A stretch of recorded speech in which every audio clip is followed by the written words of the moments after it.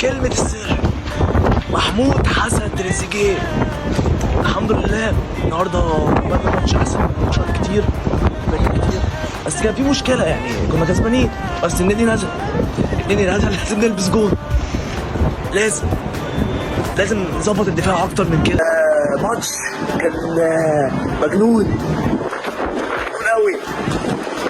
منتخب مصر قدر ان هو يتقدم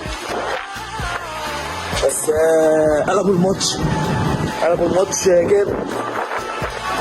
ومنتخب مصر النهارده عمل ماتش جميل الحقيقه، بس برضه لسه عندنا برضه الدفاع واخطاء الدفاع اللي بتودينا في داهيه.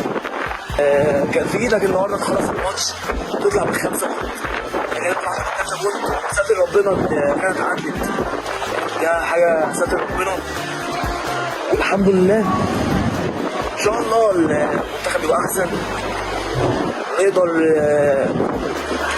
نأدي يبقى احسن في دور ال 16.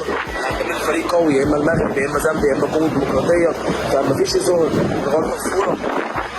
واصابه الشناوي النهارده طلوعه وعدم مد النني الماتش. النني مش صعبه، دي حاجه ايجابيه، بس الشناوي اصابته صعبه. بس ده فلوق كتير.